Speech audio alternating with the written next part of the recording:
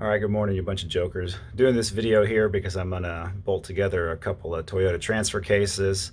I'm having to do this because I broke the dual transfer case setup I had in my current rig. So I thought I'd share a couple of tips and tricks with you guys and try to get you maybe past the point of procrastination, because I know you guys are a bunch of lazy, inconsiderate bastards. All right, hold on. All right, so when you're doing this work, you're definitely gonna wanna start with a second-hand Mexican-style blanket from the thrift store. That's to keep your high-quality plywood workbench in good shape. And you're also going to want to make this as challenging as possible by getting multiple transfer cases off of Craigslist in differing states of repair.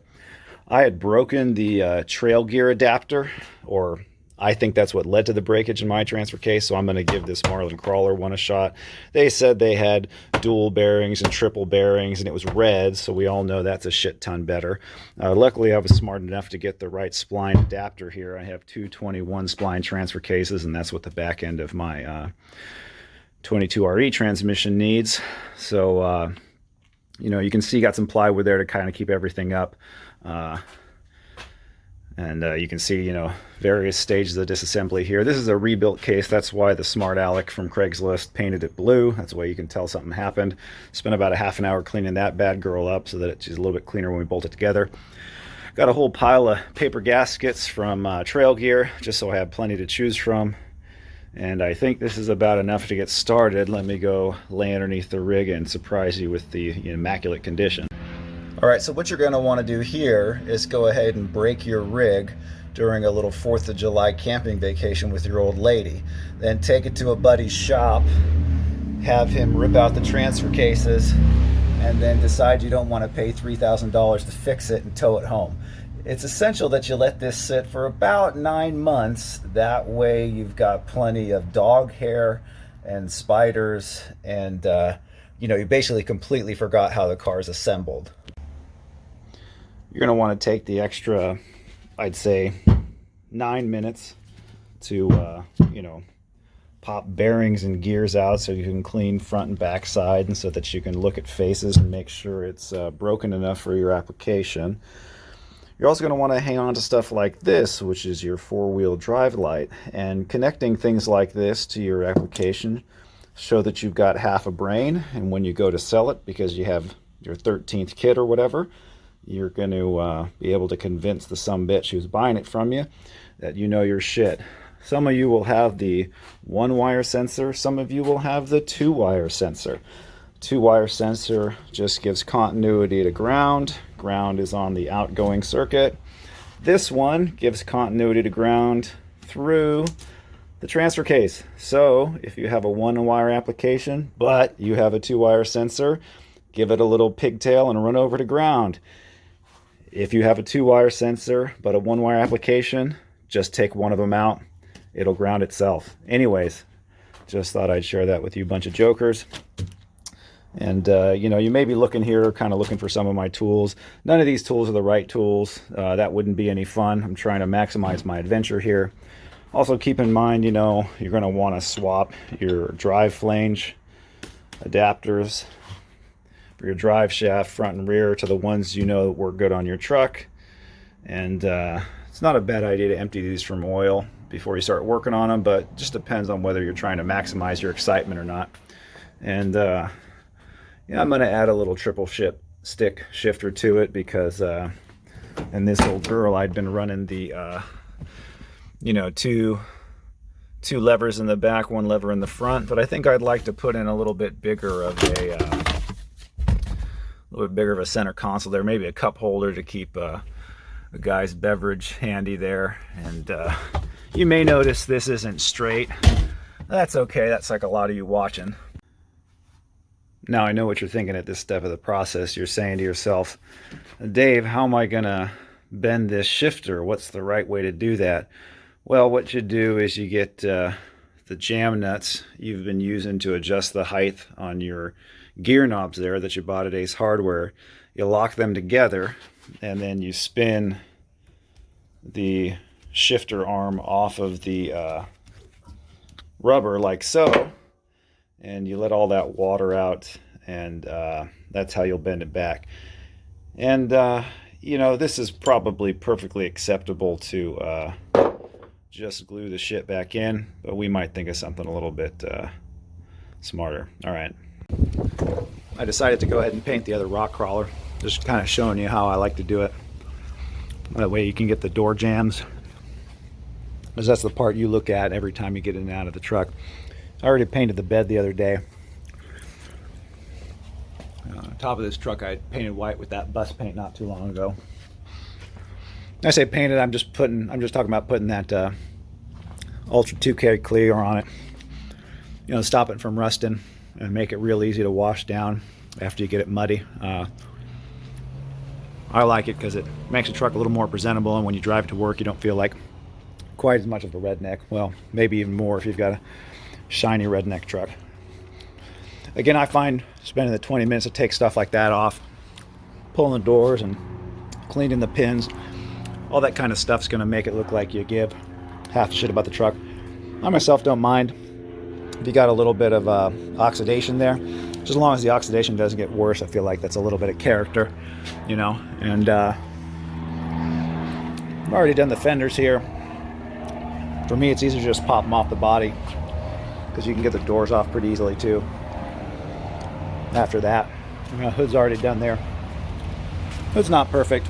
That front lip there's not perfect, but I got another couple cans coming. I might touch the front hood up, as you look at that while you're driving. Fenders didn't turn out perfect either, but they're usable. This door here's had a respray at some point in its life. I won't add any color to it, make any real corrections. I'll just top coat it. Same thing with this sweetheart here. But yeah, fun little afternoon project. Go ahead and pull that plastic back and paint the front bumper either today or some day in the future. Probably take about 2 hours to reassemble everything once it's painted. Of course, I made the mistake of not ordering the paint in a timely fashion, but that's normal for me. Anyhow, just thought I'd share. So I had a problem getting that shifter to bend. I broke another one messing around with it.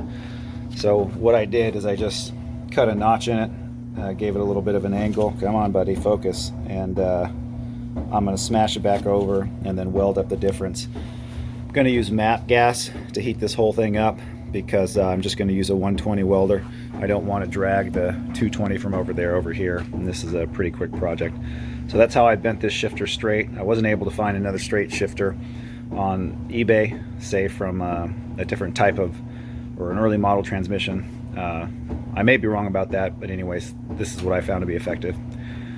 You'll also notice that I've got that ball pretty well cleaned out of grease, and the reason I did that is because when I reassemble it, I'm going to put a healthy dose of bearing grease in there so that the shifter action is nice and smooth. This one is fairly cleaned out. You know, I'll touch it up a little bit more, but just to give you an idea, you know, when you're taking this stuff apart, you might as well put it together nice so it works good the first day. You know, you can get dirt and oil in it after your first trip or whatever, but it's nice not to start with dirt and oil in it. All right, these are the parts of the shifter, in case you care to take the time to lube up the shifter mechanism the way I do. So you got two slots. Those match those two slots there. That way you don't have any rotation of the shifter. That isn't just meant for your hand. That's meant because of the way that tab locks into the shift fork. Now this is the crawl case shift fork. You can see the key stock's already been added, but where this is the full transfer case with the power takeoff, there's a shift fork on the other side that finishes that shape, and that's what gives you the shift fork operation. So you wouldn't want that twisting while you were driving it around, not because the shift handle wasn't pointing the right way, but because that tab wouldn't or it would get stuck in the mechanism. This spring is just for this little shape here, and then that recess there, that's for you to pack with grease. You can see the receiving fit there. You can see the circlip groove there, and then there's the underside of it. You can see a nice machine face for a gasket. The reason these are so clean is I left them in symbol green overnight, you know, and that stuff breaks it right down. And yeah, I was even fortunate enough to have a good looking one of these around to put back on. All right, I'll go ahead and see if I can assemble this one-handed for you. Give me a second to get set up. This shows you why this would work in a J shifter pattern. As you can see, you can go like this, and underside you'd have that similar movement. What we're only going to need is this now, but that ball and those pins is the same reason a transmission or manual transmission shifter works, because you need to go side to side and forward and back. So it's kind of a neat mechanism to look at before you reassemble and fill with grease. So I'm not able to do this one-handed and keep a steady camera, but you can see here, you know, I've really packed the shifter with grease, you know, and then that's gonna just help your shifter feel over the life of the vehicle. And you know, I just used high temp wheel bearing grease because that's what I had around. Pretty much, you know, any grease would work fine. Gear oil would work fine too, but that's going to drain back out eventually because it's less viscous than this is. All right, and then you can see that that shape there plus that spring gives you an additional pocket for grease. So I'll put a little there and I'll slide it over and we'll see what's what. So there it is, reassembled. You can tell I got enough grease on it because the additional grease pushed out. It's got a nice feel to it. What I'll do is I'll wipe it down and then I'll slide this little boot over the top of it and we'll call it. And then I'm just going to take the easy way here, and when I put the shifter back on, I'm just going to use a little bit of rubber cement on both sides and maybe some Gorilla Glue, and just call it. It's interesting that the Toyota and I think most of the other manufacturers, you know, Mazda, maybe Honda as well, they include some rubber in between this and where your hand is, plus, you know, what's on the shifter knob. Give you a little bit of vibration insulation. All right, anyhow, I just wanted to show you that little bit I'm taking the extra time to do here. Got another little trick here for you.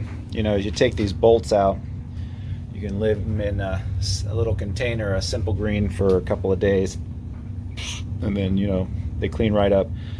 Another nice thing to do to get any kind of weird corrosion on the threads off, like that little bit there, or you know, there's the detent balls in there somewhere and the springs. Good way to get all that off, especially if you're not making this a one-day project like me. These are always, you know, takes me a couple of days, week or two. Just soak them in CLR, and you know, don't take your wife's good Betty Crocker sandwich containers. Go ahead and get a couple from the dollar store. Leave those in the garage. You'll find other uses for them. Like I said, I'm going to leave this for a couple of days, better part of the week, and all those little bits of corrosion on the thread will clean right up. And you know, as you're putting this back together, you'll feel a lot better about how it's going together and how clean it looks. Give you a little bit of pride of craftsmanship. You know, and you can see right from the get-go that chemistry is happening in there. You know, as soon as you pour that stuff over the bolts, it'll start fizzing like that. I'm going to put a little cover on it just so that I don't drop a drink in it or otherwise screw it up, but I'll just show you what I mean here if I can. I mean, you see, you got all that's going on because there's corrosion on the threads, and it's going after this. Anyhow, that's what the triple shifter is going to look like when it's installed. You can see that plate just installs over the original shifter, uses the same 4 bolt holes. And then I wanted to show you guys these shifters, these shifter knobs that Trail Gear makes. I'm not sure if anyone else does, but you know, for me this is helpful. It reminds me that this is the lever for the 4.7 reduction versus the 2.28 versus you know, 2-wheel drive and 4-wheel drive. And then being, you know, I usually like to enjoy an adult beverage when off-road, and I added these little red markers to remind me, you know, which direction is for what. Okay, anyhow. All right, so this is the result of leaving those bolts in CLR for, it's probably been 8 hours now. You can see the CAD plating came off of them, or however you want to call that, the gold color coating. So I'll dry these off, and then we'll look for a quick video on YouTube, see if we can't find a way to put some kind of gold plating back on them. These will probably flash rust, so you can see that's just bare steel. There's no coating on it, but that's why I've got them in this little rag. I think if we seal them back up, we'll be okay. And like I said, at least we got all the rust out of the threads without having to chase them with a tap. All right. So this is fast forwarding about 2 months, but what you're going to want to do is basically try to ignore this project as best you can. You want to make sure you've got at least 4 transfer cases to pull parts from, the 2 that you grenaded. You just leave those there and dirty, but they serve as a good way for you to see how to take stuff apart and put it back together, because fuck YouTube. And then you're also going to want to make sure you somehow end up with this goofy color scheme, because this is worth at least 20 horsepower of Murica in a Japanese truck.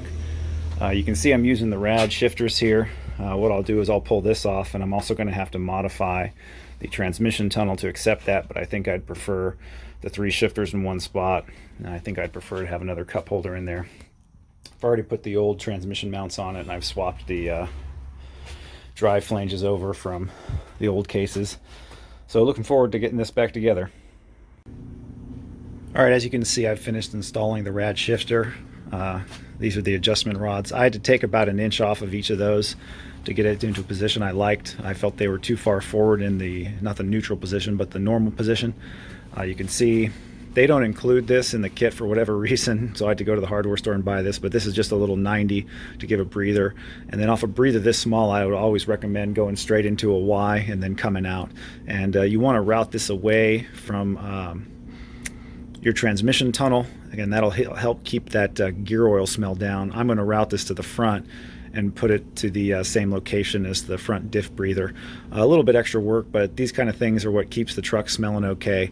And if you've spent any amount of time wheeling, you get tired of things like rattles and creaks and gear oil smell. All right, anyhow, I'm going to skip the reassembly process of getting back into the truck. So thanks for tuning in.